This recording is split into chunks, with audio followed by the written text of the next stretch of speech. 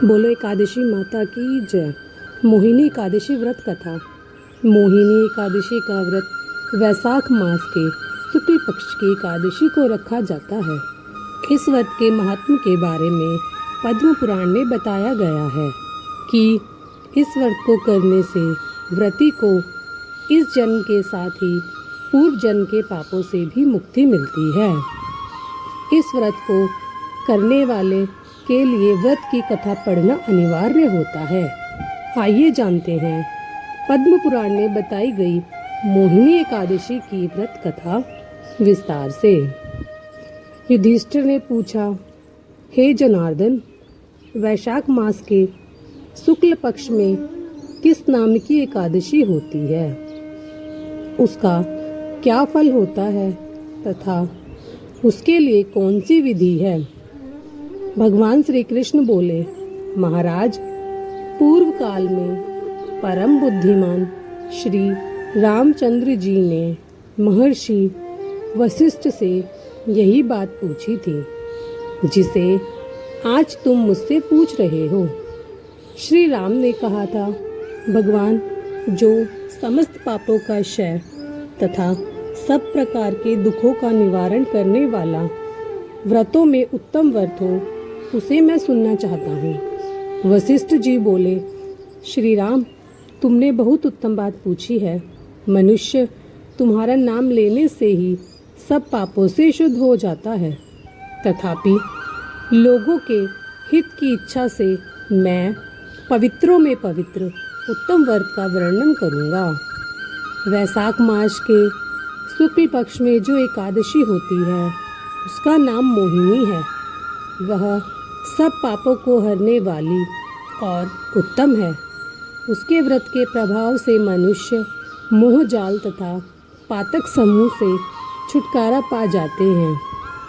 सरस्वती नदी के रमणीय तट पर भद्रावती नाम की सुंदर नगरी है, जहाँ द्युतिमान नामक राजा, जो चंद्रवंश में उत्पन्न हुए थे, राज करते थे। उसी नगर में एक वैश्य रहता था जो धन धान्य से परिपूर्ण और समृद्धिशाली था। उसका नाम था धनपाल। वह सदा पुण्य कर्म में ही लगा रहता था। दूसरों के लिए पौंसला, कुआं, मठ, बगीचा, पोखरा और घर बनवाया करता था। भगवान विष्णु को भक्ति में उसका हार्दिक अनुराग था। वह सदा शांत रहता था। उसके 5 पुत्र थे, सुमना, द्युतिमान, मेधावी, सुकृत तथा धृष्ट बुद्धि। धृष्ट बुद्धि 5वां था। वह सदा बड़े बड़े पापों में ही लिप्त रहता था। जुए आदि दुर्व्यसनों में उसकी बड़ी आसक्ति थी। वह वैश्याओं के साथ मिलने के लिए लालायित रहता था। उसकी बुद्धि ना तो देवताओं के पूजन में लगती थी और ना पितरों तथा ब्राह्मणों के सत्कार में। वह दुष्ट आत्मा अन्याय के मार्ग पर चलकर पिता का धन बर्बाद किया करता था। एक दिन वह वैश्य के गले में बांह डाले चौराहे पर घूमता देखा गया।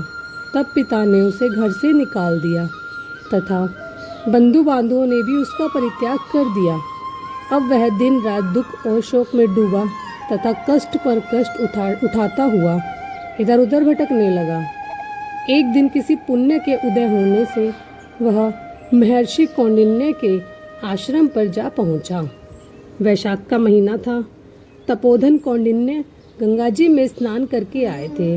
दुष्ट बुद्धि शोक के भार से पीड़ित हो मुनिवर कौंडिन्य के पास गया और हाथ जोड़ सामने खड़ा होकर बोला, ब्राह्मण द्विज श्रेष्ठ, मुझ पर दया करके कोई ऐसा व्रत बताइए जिसके पुण्य के प्रभाव से मेरी मुक्ति हो। कौंडिन्य बोले, वैशाख के शुक्ल पक्ष में मोहिनी नाम से प्रसिद्ध एकादशी का व्रत करो। मोहिनी को उपवास करने पर प्राणियों के अनेक जन्मों के किए हुए मेरु पर्वत जैसे महापाप भी नष्ट हो जाते हैं। वशिष्ठ जी कहते हैं, श्री रामचंद्र मुनि का यह वचन सुनकर दुष्ट बुद्धि का चित्त प्रसन्न हो गया। उसने कौंडिन्य के उपदेश से विधि पूर्वक मोहिनी एकादशी का व्रत किया। नृपश्रेष्ठ इस व्रत के करने से वह निष्पाप हो गया और दिव्य देह धारण कर गरुड़ पर आरूढ़ हो सब प्रकार के उपद्रवों से रहित हो श्री विष्णु धाम को चला गया। इस प्रकार यह मोहिनी का व्रत बहुत उत्तम है। इसके पढ़ने और सुनने से सहस्त्र गोदान का फल मिलता है। बोलो एकादशी माता की जय। जय श्री राधे।